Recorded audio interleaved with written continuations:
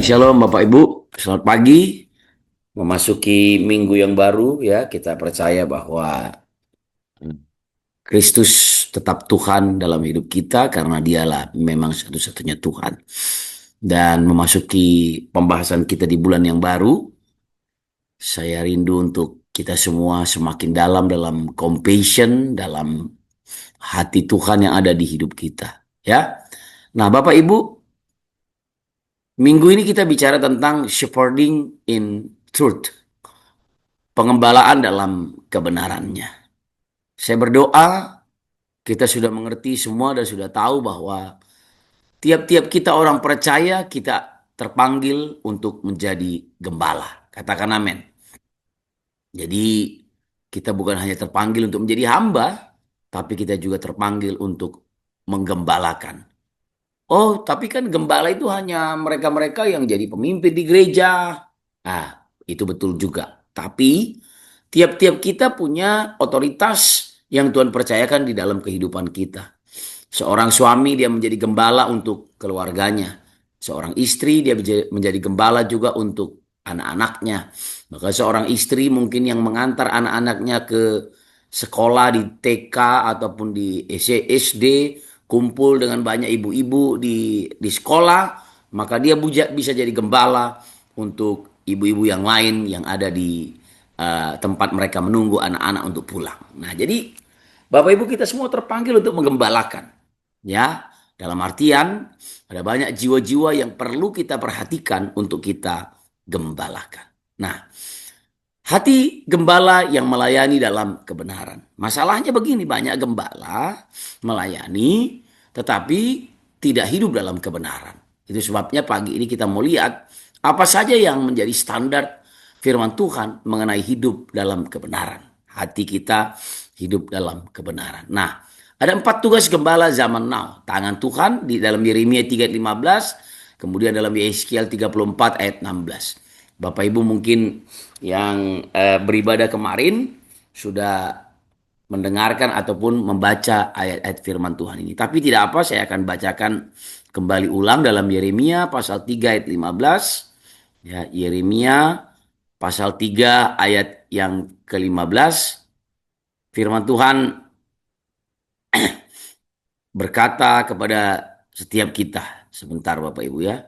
Yeremia pasal 3 ayat yang ke-15. Nah, ini dia. Dalam terjemahan baru. Aku akan mengangkat bagimu gembala-gembala yang sesuai dengan hatiku. Mereka akan menggembalakan kamu dengan pengetahuan dan pengertian. Nah, saudara, Alkitab berkata dengan jelas, Tuhan sendiri yang akan mengangkat bagi kita gembala-gembala sesuai dengan hatinya Tuhan. Kemudian dikatakan, para gembala-gembala itu akan menggembalakan kita, menggembalakan kamu dengan pengetahuan dan pengertian. Bapak Ibu, pengetahuan dan pengertian ini kalau digabung menjadi satu, ini yang disebut dengan hikmat.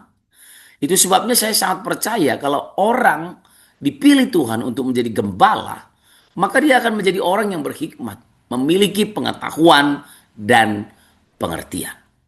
Ya, Tuhan nggak cari orang pintar. Saya suka bilang ini. Tuhan juga nggak cari orang yang kaya, tapi Tuhan cari orang yang mau. Dan Tuhan akan perlengkapi setiap kita, Bapak Ibu orang percaya untuk menggembalakan, dan Dia akan memberikan kepada kita pengetahuan dan pengertian. Karena itulah modal dari pengembalaan. Yang ngerti katakan amin. Nah, jadi Bapak Ibu, tangan Tuhan menyerahkan tongkat kepada kita sebagai simbol tugas dalam pengembalaan. Itu yang pertama tadi saya bahas. Nah, masalah-masalah yang terjadi hari-hari ini ada krisis pengembalaan hari ini. Dalam Yeskiel pasal yang ke-34 ayat yang kedua sampai yang keempat, saya akan bacakan untuk kita semua Bapak Ibu. Sebentar ya. Yeskiel. Apa jadi? Yeskiel pasal 34 ayat yang kedua sampai dengan ayat yang keempat. Firman Tuhan berkata demikian. Hai anak manusia, bernubuatlah melawan gembala-gembala Israel. Bernubuatlah Dan katakanlah kepada mereka, kepada gembala-gembala itu, beginilah firman Tuhan Allah, celakalah gembala-gembala Israel yang mengembalakan dirinya sendiri. Ya, bukankah domba-domba yang seharusnya digembalakan oleh gembala-gembala itu? Kamu menikmati susunya dari bulunya. Kamu buat pakaian yang gemuk kamu sembelih. Tetapi domba-domba itu sendiri tidak kamu gembalakan. Ayat keempat. Yang lemah tidak kamu kuatkan. Yang sakit tidak kamu obati. Yang luka tidak kamu balut. Yang tersesat tidak kamu bawa pulang. Yang hilang tidak kamu cari. Melainkan kamu injak-injak mereka dengan kekerasan dan kekejaman. Nah, ini masalah-masalah yang terjadi, Bapak Ibu. Ya, masalah dan akibat yang terjadi. Gembala upahan yang mencari untung sendiri, membuat domba-domba kelaparan, menyebabkan generasi demi generasi terluka dan mencari gembala. Akhirnya di mana? Di media sosial.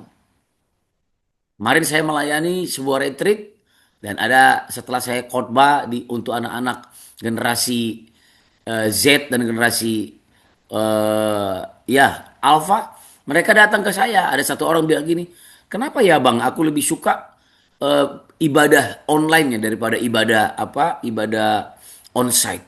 Kayaknya aku lebih nyaman kalau aku di rumah, aku dengerin khotbah, aku berdoa, aku lebih senang itu. Ya, saudara, tidak ada yang salah dengan itu. Tapi ini kenapa bisa terjadi? Ini dampak dari pengembalaan. Tadi firman Tuhan jelas berkata ya, celakalah gembala-gembala Israel yang mengembalakan dirinya sendiri. Bukankah domba-domba yang seharusnya digembalakan oleh gembala-gembala itu? Tapi Tuhan bilang gini, kamu menikmati susunya domba-domba. Dari bulunya kamu buat pakaian, yang gemuk kamu sembeli. Tetapi domba-domba itu sendiri tidak kamu gembalakan. Hari-hari ini Bapak Ibu, kita melihat banyak sekali gereja-gereja yang menyatakan diri sebagai gereja, persekutuan-persekutuan, pengembalaan-pengembalaan, ataupun kumpulan-kumpulan ibadah-ibadah yang dilakukan orang-orang Kristen. Mereka ujung-ujungnya apa? Cuma uang aja. Dan ini terjadi sejak zaman kita perjanjian lama. Alkitab berkata, kamu nikmati susunya. Dari bulunya kamu buat pakaian. Yang gemuk kamu sembeli. Tapi domba-domba itu sendiri tidak kamu gembalakan. Yang lemah tidak kamu kuatkan. Yang sakit kamu tidak obati. Yang luka tidak kamu balut. Yang tersesat kamu tidak bawa pulang. Yang hilang tidak kamu cari. Melainkan kamu injak-injak mereka dengan kekerasan dan kekejaman. Ini yang terjadi Bapak Ibu sekalian. Itu sebabnya kita di gereja kita masing-masing, mari kita berdoa untuk para gembala-gembala yang ada. Kita berdoa untuk diri kita supaya kita menggembalakan bukan untuk kepentingan diri kita sendiri, tapi kita menggembalakan untuk kepentingan kerajaan Allah. Supaya domba-domba yang tersesat kembali, dicari, dibalut, ya, diobati, supaya sakit-sakit daripada domba-domba ini sembuh, Bapak Ibu. Ya, tapi kondisi ini memang terjadi sejak zaman Yeskiel. Kita udah lihat firman Tuhan berkata, celakalah kamu hai gembala-gembala. Sehingga di zaman ini banyak orang malas ke gereja. Malas beribadah. Gak apa-apa kalau gereja butuh uang saya kirim. Saudara, bukan itu tujuannya. Tapi hari-hari ini pendeta-pendeta mulai membeda-bedakan antara mereka yang punya uang dengan yang tidak punya uang. Padahal kita tahu bahwa gembala agung kita, Yesus yang kita sembah, adalah gembala yang adil. Kemarin saya khotbah, Bapak Ibu saya tanya di jemaat. Bahkan setelah ibadah pagi itu yang khotbah Bang Jo, saya maju ke mimbar untuk menutup ibadah. Saya tanya, menurut Bapak Ibu, apakah saya gembala yang membeda-bedakan jemaat? Ya, jemaat ada yang tertawa, ada yang tersenyum, tapi saya tahu. Karena saya selama ini, saya tidak mau sombong Bapak Ibu, tapi saya mau bersaksi bahwa saya tidak mau membeda-bedakan antara ada yang punya uang, yang nggak punya uang, yang naik mobil dengan yang naik angkot sekalipun. Semuanya harus dilayani dengan adil. Katakan amin Bapak Ibu. Ya, kita gembala, kita melayani harus tahu bahwa hatinya Tuhan yang ada pada kita. Kita melayani bukan karena seorang lebih kaya saya bisa menerima keuntungan dari dia. Jangan Bapak Ibu. Kita hidup dari Tuhan, kita melayani Tuhan, dan kita hidup dari Tuhan. Katakan amin. Nah, janji Tuhan dalam Yeremia pasal 3 ayat 15. Ya, Yeremia 3 ayat 15. Firman Tuhan jelas berkata kepada kita semua bahwa aku akan mengangkat bagimu gembala-gembala sesuai dengan hatiku. Mereka akan menggembalakan kamu dengan pengetahuan dan pengertian yang tadi sudah kita baca di awal. Ada beberapa ciri gembala yang punya hati Tuhan, yaitu knowledge, understanding, sesuai hati Tuhan. Gembala diajar kebenaran, mengerti hati domba tanpa menghakimi dan bermotivasi eh, kasih, bukan panggung. Katakan amin. Ya, kalau kita mengembalakan, ada domba-domba yang dipercayakan Tuhan kepada kita dengan pengetahuan dan dengan pengertian. Tapi motivasi utamanya adalah apa? Untuk pertobatan, Bapak Ibu. Untuk orang-orang yang tidak tergembalakan dibawa kepada Tuhan. Bukan bermotivasi yang lain, tetapi bermotivasi kasih. Bukan panggung, bukan bangun gedung gereja yang besar, bukan Bapak Ibu. Tapi kita mengasihi. Itulah motivasi yang utama dan ciri dari gembala yang punya hati Tuhan. Nah, kembali lagi ke Yeskiel 34 ayat 16. Saya akan baca lagi buat kita ya Bapak Ibu. Yeskiel pasal yang ke-34 ayat yang ke-16. Saya akan bacakan buat kita semua. Firman Tuhan berkata kepada kita bahwa yang hilang akan kucari, yang tersesat akan kubawa pulang, yang luka akan kubalut, yang sakit akan kukuatkan, serta yang gemuk dan yang kuat akan kulindungi. Aku akan mengembalakan mereka sebagaimana seharusnya. Kemarin kita mendengar dari ibadah pertama bahwa ada kesalahan penterjemahan. Di sini dikatakan yang kuat dan yang gemuk akan kulindungi. Tapi kalau kita buka dalam versi bahasa Inggris, King James Version ataupun New King James Version, jelas dikatakan bahwa yang gemuk dan yang kuat akan kuhancurkan, Bapak Ibu. Ya, aku akan menggembalakan mereka sebagaimana seharusnya dengan keadilan, kata firman Tuhan. Nah, kadang-kadang domba-domba yang gemuk menghimpit domba-domba yang kurus, Bapak Ibu. Nah, disinilah tugas gembala. Ya, dalam artian menghancurkan, bukan menghancurkan untuk membinasakan, tetapi menghancurkan untuk mendidik, membimbing, menegur, Bapak Ibu. Ya, ya, kalau di sini dikatakan akan kulindungi. Ya, LAI punya maksud tersendiri. Tapi kita ngerti betul bahwa uh, di dalam bahasa Inggris dikatakan destroy. Ya, destroy. Bagaimana kita para gembala harus tahu adil seadil-adilnya. Jangan sampai hanya yang gemuk kita perhatikan. Tapi yang kurus kita biarkan. Nah, jadi ada 4 job desk gembala. Yang pertama, cari yang hilang. Ya. Yang kedua, bawa pulang yang tersesat. Cari yang hilang, saya berharap Bapak Ibu bisa mengerti karena waktu yang tidak cukup panjang ya. Ya, jadi cari yang hilang, bawa pulang yang tersesat. Kemudian balut hati yang terluka. Kemudian yang keempat, kuatkan yang sakit.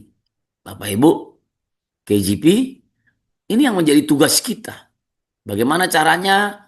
Ya, nanti kita akan lihat ada beberapa poin yang saya akan sampaikan buat kita supaya kita bisa betul-betul menggembalakan orang-orang di sekeliling kita.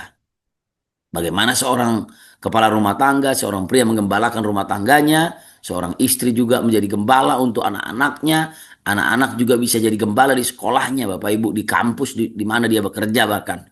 Mari kita melihat bahwa tugas gembala itu adalah cari yang hilang, bawa pulang yang tersesat, balut yang luka, kuatkan yang sakit. Nah, shepherding versus babysitting. Nah, apa yang saya mau bahas di poin yang kelima ini adalah perbedaan pendekatan, ya, menggembalakan dengan versus eh, orang-orang yang kekanak-kanakan. Saudara-saudara, seringkali kita eh, menjadikan jemaat ini sebagai objek, ya, objek untuk kita bisa memanipulasi, Bapak Ibu. Seringkali ini yang terjadi dalam tugas-tugas pengembalaan.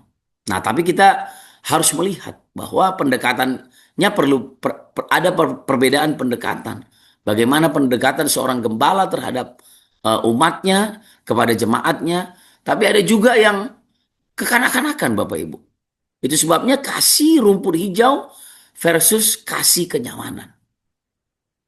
Ya, Ini berbeda sekali. Babysitting membuat domba nyaman tanpa teguran. Sedangkan shepherding memberikan firman meski pahit sesuai dengan Yohanes 21 ayat 17. Saudara, dalam pengembalaan di gereja, dimanapun saudara, coba kita lihat, kita cek kembali. Mana yang kerap kali terjadi? Ya, kita seringkali hanya membuat orang nyaman. Khotbah-khotbah di gereja cuma menyenangkan telinga. Tapi saya berdoa Bapak Ibu, kita memberikan firman meskipun nggak enak didengar, tapi itu menyembuhkan kita. Karena obat itu nggak selalu, biasanya obat itu nggak enak buat kita Bapak Ibu. Yang namanya disuntik nggak enak, yang namanya diobati itu juga nggak enak. Bahkan kerap kali bisa lebih sakit dari keadaan sebelumnya ketika kita diobati. Tapi itulah proses penyembuhan. Tapi seringkali kita lebih kepada babysitting. Membuat domba-domba nyaman tanpa teguran. Nah, saya kan baca Yohanes pasal yang kedua ayat 21 ayat yang ke-17. Nah, firman Tuhan berkata bahwa kata Yesus kepadanya untuk ketiga kalinya, Simon anak Yohanes, apakah engkau mengasihi aku? Maka sedih hati Petrus. Karena Yesus berkata untuk ketiga kalinya, apakah engkau mengasihi aku? Dan ia berkata kepadanya, Tuhan, engkau tahu segala sesuatu. Engkau tahu bahwa aku mengasihi engkau. Kata Yesus kepadanya, gembalakanlah domba-dombaku. Bapak Ibu, dari cerita firman Tuhan ini kita tahu bahwa betapa dekatnya Simon Petrus kepada Yesus dengan Yesus. Dia murid yang paling diandalkan oleh Tuhan Yesus.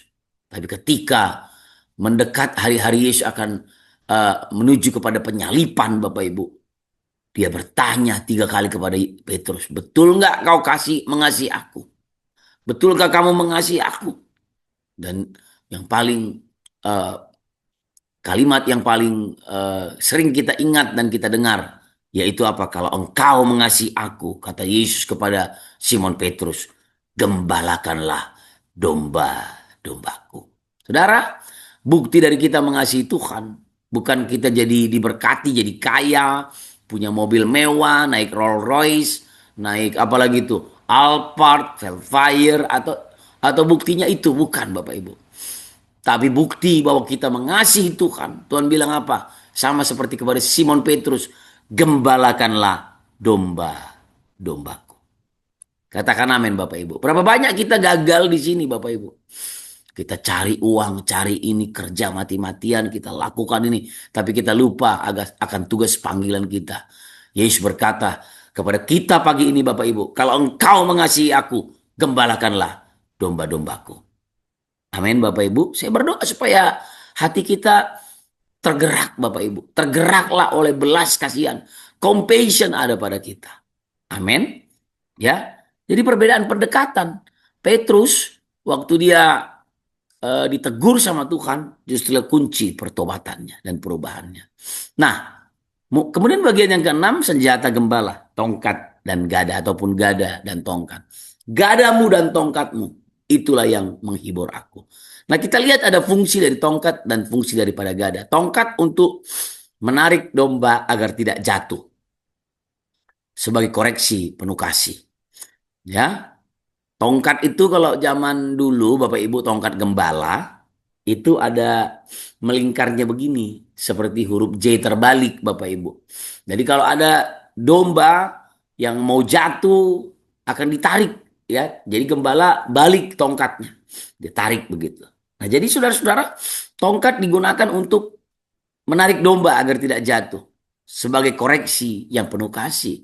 Kadang-kadang kita nggak, kadang-kadang kita karena melihat orang dari uh, apa yang dia punya, Bapak Ibu, bukan apa adanya, tapi ada apanya. Oh iya, nggak apa-apa, saudara, jangan sampai kita terjebak di sana, ya.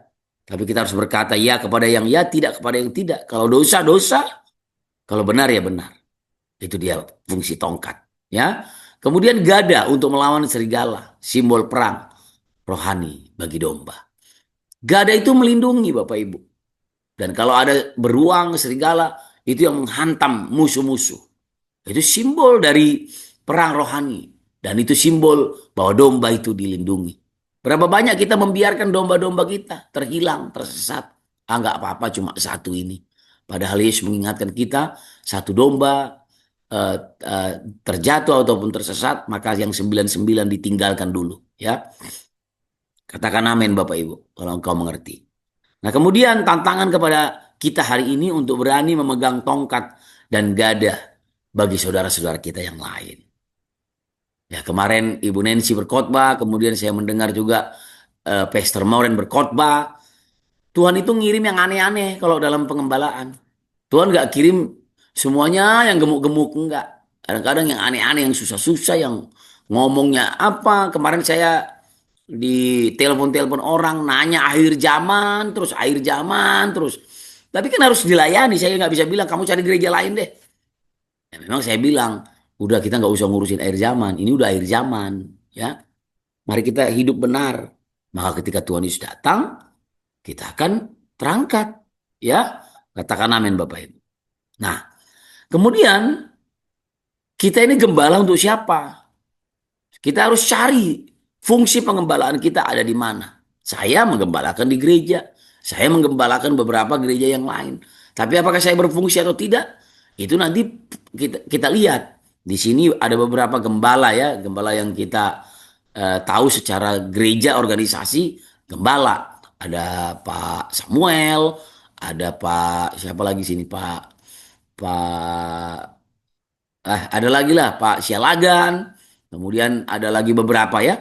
Nah, dari sini kita bisa melihat bahwa hati gembala itu perlu refleksi diri Bapak Ibu.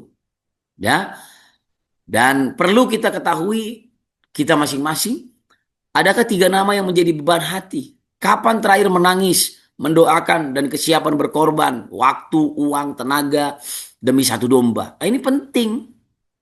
Ya, jika tidak ada, mintalah hati gembala kepada Tuhan. Pernahkah Bapak Ibu mendoakan orang-orang di sekelilingmu? Adakah hati untuk mereka, Bapak Ibu? Nah, itu hati gembala. Refleksi diri. Nanti sharingkan ini saja di breakout room, ya. Ya, adakah tiga nama yang menjadi beban hati? Kapan terakhir Anda menangis, mendoakan dan mendoakan jiwa-jiwa dan kesiapan berkorban? Kapan Bapak Ibu? Berdoa, Tuhan, pakai aku Tuhan, supaya aku rela berkorban, supaya aku punya hati yang berkorban. Aku mau berdoa dalam nama Yesus. Kapan Bapak Ibu terakhir berdoa demikian? Ya, nanti ini saja yang di-sharingkan di breakout room. Nah, kemudian yang kedelapan, ini bagian yang terakhir. Activation jadi gembala, mengaktifkan hidup kita untuk kita, hati kita untuk menjadi gembala. Nah, ada beberapa poin ini. Saya kasih tantangan selama 7 hari, ya, 7 hari ke depan, Bapak Ibu. Ini dari hari Senin, ya, hari pertama ini sampai nanti hari Minggu. Ada tugas Yeskiel 34 ayat 16, rangkaian tindakan harian, ya. Ini 7 hari ke depan dan kita akan lihat nanti hasilnya di hari Senin depan. Kalau engkau melakukan, saya sangat percaya firman Tuhan itu iya dan amin. Kalau kita semua mempraktekkan, saya sangat percaya Tuhan pasti menggenapi janji-janjinya.